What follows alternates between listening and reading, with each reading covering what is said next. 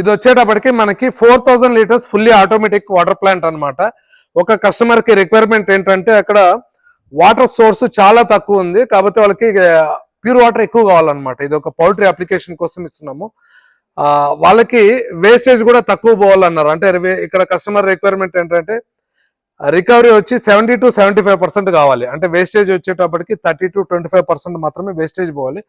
అలా అని ఆ స్పేస్ కన్సర్న్ అన్ని దృష్టిలో పెట్టుకొని మనము మల్టీమీడియా ఫిల్టర్ ఒకటే ఇస్తున్నాం. అంటే ఒకే దాంట్లో మన పెబల్స్, శాండ్, కార్బన్ అన్ని కూడా ఒకే వెజల్లో వేసిన తర్వాత ఇక్కడ మనకి ఆటోమేటిక్ మల్టీపోర్ట్ వాల్ వస్తుంది.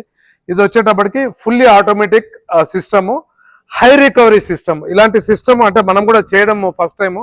ఆల్రెడీ మనకు ఎక్స్పీరియన్స్ ఉంది, ఇంతకుముందు ఒకటి చేసాము, కాకపోతే చాలా సంవత్సరాల ముందు చేసాము. ఈ మధ్య కాలంలో ఇది ఇప్పుడే చేయడము. కంప్లీట్ మనం ఎస్ఎస్ పైప్ లైన్ వచ్చి ఫ్యాబ్రికేటర్ దగ్గర ఆల్రెడీ మనం చేయించామన్నమాట. ఇక్కడ పంపు చూస్తే ఇది హై ప్రెషర్ పంపు.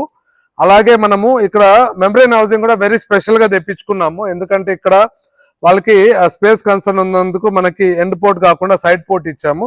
ఇది 300 PSI అనమాట. ఎందుకంటే ఇది ఎప్పుడు హై ప్రెషర్ లో ఉంటుంది. అంటే ఎక్కువ రికవరీ ఉన్నప్పుడు పంపు ప్రెషర్ ఎక్కువ కావాలి, మనకి ఆపరేటింగ్ కూడా టోటల్ హై ప్రెషర్ లో ఉంటుంది. కాబట్టి మెంబ్రేన్ హౌసింగ్స్ అనేది చాలా ఇంపార్టెంట్. అందుకోసం మనం అది రాజస్థాన్ నుంచి స్పెషల్ గా మెంబ్రేన్ హౌసింగ్స్ తెప్పించుకున్నాము.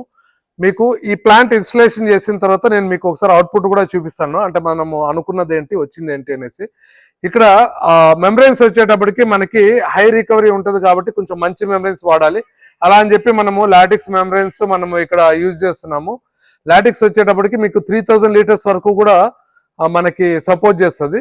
సో ఇది రెడీ టు డిస్పాచ్. ఇప్పుడు కస్టమర్ ప్లేస్ కి డిస్పాచ్ అవుతుంది. టోటల్ ప్లాంట్ మీకు ఇన్స్టాలేషన్ అయిన తర్వాత ఫుల్ వీడియోతో నేను మీ ముందుకు వచ్చి చూపిస్తాను.